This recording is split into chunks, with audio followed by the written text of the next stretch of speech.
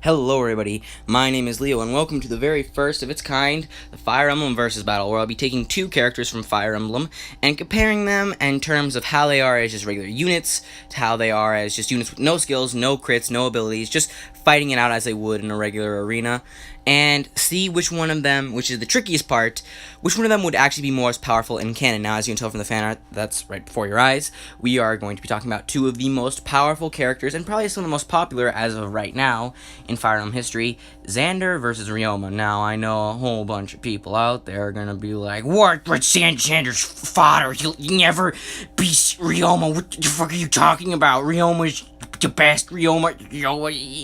Alright, look. I'll explain to you why this fight is way more complicated than it already is later on in the video. But first, I guess I should talk to them about as just units. So, first win, Ryoma. I give it to Ryoma immediately. Thing is, Ryoma is OP. There really isn't. It's just. There really isn't anything that Xander could really do against Ryoma. Ryoma is just way too good. His skills are overpowered as all hell. His Astra and his crits alone, which almost always activate every single battle he's in. It's just there really isn't anything Xander could really do against that. The only real way I see them winning, as in just regular units from the beginning, is if Xander crits Ryoma immediately as the battle begins. But if Ryoma gets the first strike on Xander and it somehow manages to crit, Xander might be a little bit screwed. So yeah, I have to give the fight to Ryoma 9 out of 10 times. The only real way Ryoma is going to lose to Xander is if Xander comes up to Ryoma and immediately crits him. But other than that, there really is no way that Xander's gonna win. So yeah, I guess we'll have to move on to them as just basic units. So them as just units, arena-style fighting, in all honesty, it's whoever attacks first. Whoever gets the first attack in is definitely going to be the winner. Now, in terms of turn-based combat without any skills, just regular units, no crits, no nothing like that, just attacking over and over and over again, I'd say whoever attacks first is actually the loser, because the both of them can survive at least one round with each other as basic units, and then after that it's just hopeless. They're gonna lose.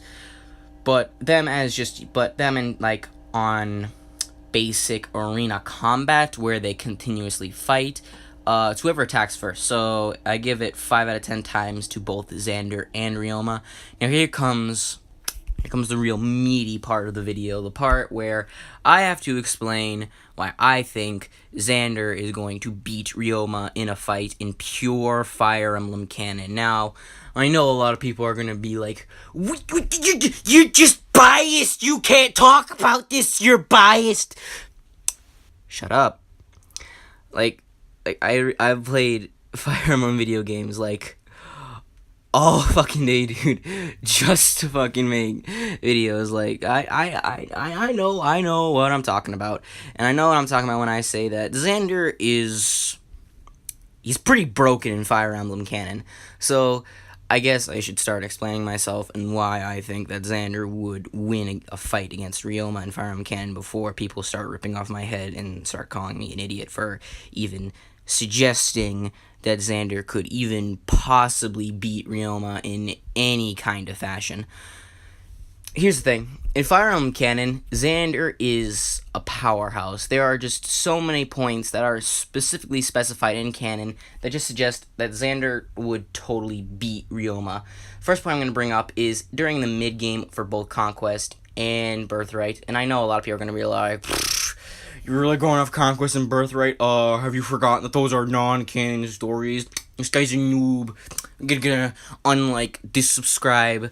If you agree. I know. They're not canon games, but still, the real canon story of Fates doesn't really say a whole lot for their strength. There will be a certain moment where I will bring up, but really that one moment kind of works in Xander's favor too, so,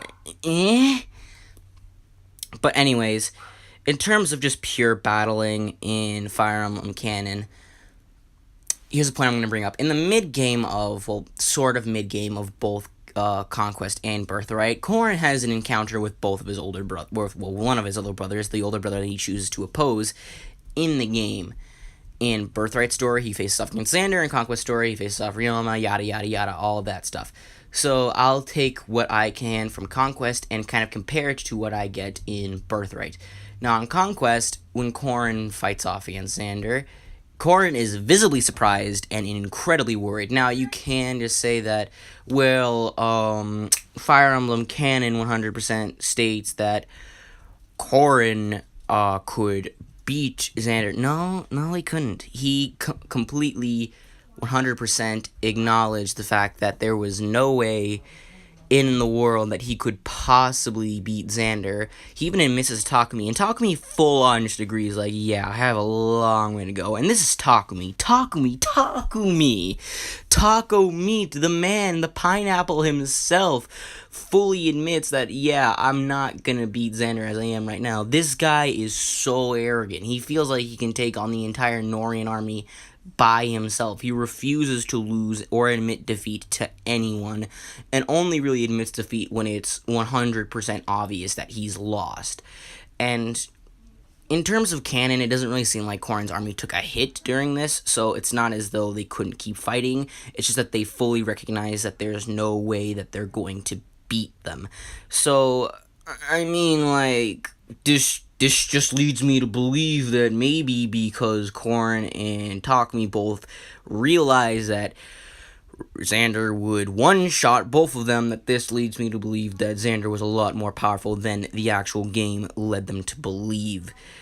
Corrin being visibly surprised and actually fleeing the fight with Xander, not even attempting to fight him, being afraid that he is going to get slaughtered, really shows that. But in Ryoma's case, and during Conquest, this is a bit more tricky, as you're given the option in game canon that you can either break through the lines or you can beat Ryoma.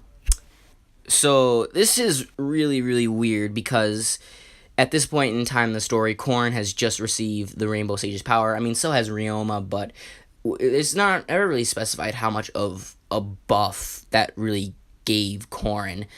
So we don't really know how this would work or how this would play into it, because when Corrin got the Rainbow Sage's power in Birthright, he 100% believed that he could take on Xander, and now he has the Rainbow Sage's power as well, but is also able to take on Ryoma, so it's really hard to kind of properly figure this out. But I'm going to go out and say that these two fights don't really say that much, because this is Corrin during early development of both stories, so they don't really add up to a whole lot. I guess what I really should be focusing on right now is the final battle between Corrin and Xander, or Corrin and Ryoma in both games. So let's take a look at Corrin versus Xander, and let's just see how that fight goes, because this is where it gets really tricky in terms of canon, depending on which one won. So Corrin versus Xander. Corrin immediately gets stomped by Xander, as all players can visibly see. It doesn't matter whether or not you can beat him easily in the game. It's just showcasing in terms of Fire Emblem canon that Xander kinda destroys Corrin. And it's really just, it's quite obviously stated that Corrin needed help to win that fight. Now, here's where things get really, really tricky. At the end of the fight, yes, Xander does lose, but Corrin 100% fully recognized and admits to Xander that there was no way possible that he would have won that fight if Xander went all out and actually tried to win. Now, you can take this a lot of different ways, because Azura was right with Corrin at the exact same time, so I don't really know if Azura was assisting Corrin, and if Corrin just meant he as himself, or he with all of the help that was given to him, because even Ryoma full on calls off this fight. So it's really hard to figure out how much of a buff Corrin really got during this fight, and if that buff is what he's also talking about, as in, even with all this power that my friends gave to me, I still can't beat you. So it's really, really hard to figure out exactly what Corrin was talking about during this, but in all honesty, I really do believe that Corrin was talking about me with all the help of my friends with Azura. I still can't beat you, Xander. If you wanted to, you could have mopped the floor with me. Not to mention, after just swapping a few blows with Xander, Corrin was completely confident that they could take on Garen, which, I mean, like, I guess you could say that Corrin was underestimating Garen because after fighting Garen for a few, he was like, oh man, Garen's a lot more powerful than I thought he was. But, I mean, well, anyways, I guess I should talk about the fight Corrin had with Ryoma. In terms of canon, we don't see all that much go on, and it's already stated right from the beginning that Xander is going to try to help Corrin. But, I mean, like, we don't really know if he ever does. All that really happens is that Xander, or I guess Ryoma, slashes Corrin once and then tries to get revenge on him, but obviously that doesn't succeed. And after the fight's over, in terms of Fire Emblem canon, Corrin is visibly standing alone in front of a defeated Ryoma, not once seeming or even saying that, yeah, I needed help to take you down, or yeah, that fight was really hard, because Ryoma was going all out in that fight. He was pissed off at Corrin, he wanted to beat Corrin, he wanted to absolutely kill Corrin, so,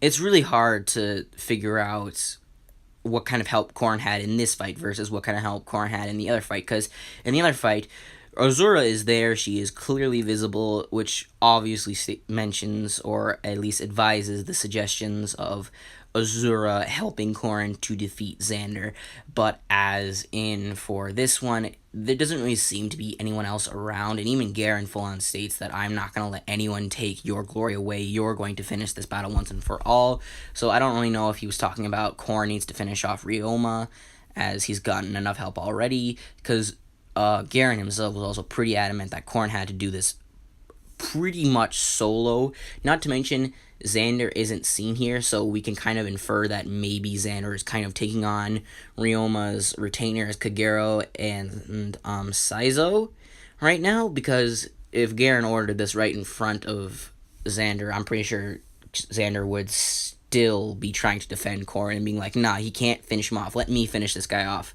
alright, we're both the princes, the next heir to our thrones, I should be the one to finish this, it should not be my brother's burden. And I don't know, he wasn't there, so this is just what I'm assuming is happening. So, I mean, like, sure, Ryoma kills himself in the end to keep Corrin from killing him, but it's pretty well stated that Ryoma was 100% defeated in this. Like, he was not coming back. Corrin could have easily finished this guy off. Like, this victory was pretty much his. So, I mean, I can't honestly tell if this is because Corrin fought this guy solo or not. What's also another thing to keep in mind is that it makes it even more tricky is that Corrin has gotten this Age of 6 Pass power and has kind of developed it to a point where I'm pretty sure he's had this power for so long, he's used it for so long, he's just been fighting for so long with this power, so you can kind of say that, well, yeah, obviously he beat Ryoma, he's been using it for just as long as Ryoma has, but, like, that's the thing, Ryoma also was granted this power, and Corrin still managed to beat him with the exact same amount of time that Ryoma had to use this power, whereas, it's kind of strange, because when Camilla kind of states that, don't worry, Xander got this power ages ago. If we all work together, we can win. So I don't really know if she's saying that Ryoma is better or not, and that the only way they could win is if all of them work together, because you don't really see that, but oh well, I guess. Sorry, I'm coming down with a cold. Anyways, afterwards, after all this happens, it's really hard to infer, but from my stance on this is that Xander 100% no diffs Corrin at all, but Ryoma and Corrin are pretty much on par with each other at this point, because Corrin in that fight only really seems to get one good hit on Xander, and Xander kind of just was like, impressive, but not good enough.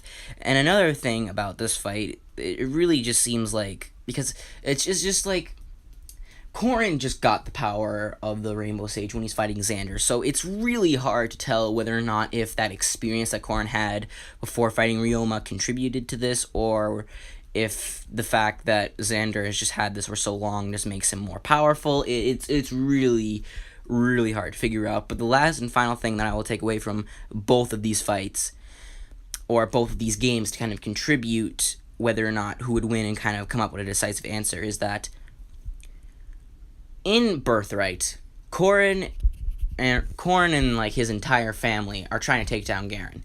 They kind of push him against the wall, and then Garen kind of gets pissed off, transforms, and tries to destroy them.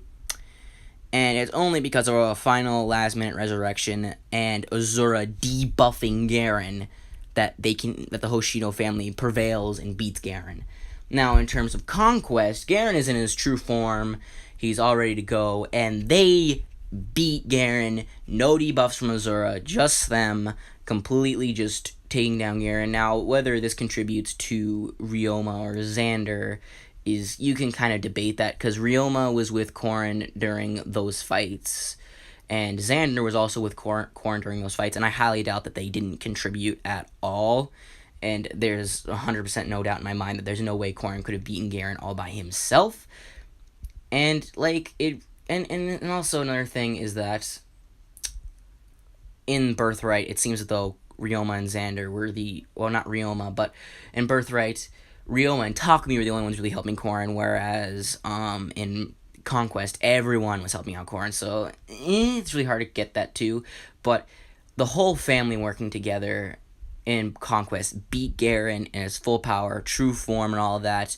No diffed him, and it's only to a final arrival from Takumi that really kind of caught them off guard, and Corrin kind of let himself die, and Takumi kind of aimed for, Xander, and Xander kind of, I don't really know if Xander let himself get hit or if he was taken back by this, but after Corrin comes back, Xander seems to be just fine and still able to fight, so, and apparently, I don't really know if, because you can take this two ways. You can take it as, oh yeah, they just beat Garen, they're exhausted, they need this debuff because they've been fighting so hard all day long. Whereas with Garen, you can take that as the exact same way, where like, yeah, they just fought Garen once, but he's still super powerful. They need this debuff right now because they're so exhausted. So, it goes both ways, really. It's really, really hard to figure out. So, I mean, like, at the end of the day, I'm gonna kind of leave you guys with this my final thought process on this, and just what I think is true in terms of canon. Ryoma and Xander are equals. They are equals in almost every single respect. Neither one of them completely outclasses the other, but I think if there was just the two of them fighting, completely just fighting each other, not one of them is getting any help at all. In terms of canon, I think in the end, Xander would win. I think he'd be very injured, and I think he'd be kind of like, that was the hardest fight of my entire life. But I do give it to Xander. I do think Xander would win at the end of the day, just because Xander is so nonsensically strong. And this isn't me calling Ryoma fodder. It's not me saying that Ryoma sucks. It's just how I perceive this, and I honestly do think that Xander is strong enough to take on Ryoma and win, but hey, I could also be wrong about these things. You never really know. But these are just my opinions. If you agree with them, great. If you don't, that's totally fine. I can totally see why you'd say Ryoma wins in terms of canon. And this fight is so weird to do. It's really hard to judge Fire Emblem characters in terms of canon. Sorry, I'm horrible with English. Because there's so many factors and so many storylines and so many things that can happen, especially in Fates, where they have 3 different stories where you can take from. Another thing from the Revelation story that's actually canon is that with the entire Hoshin royal family, they still couldn't beat Iago and Hans, but as soon as Xander and Leo get there, they no-diff him, and it's an ultra stomp and whatever. And Leo even makes a comment about this, like, wow, you had the Hoshido royal family too and you still couldn't win? Man, you guys suck. So, take that whatever way you want to. But, I think at the end of the day, Xander is more powerful than Ryoma. I do think that he would win in a fight.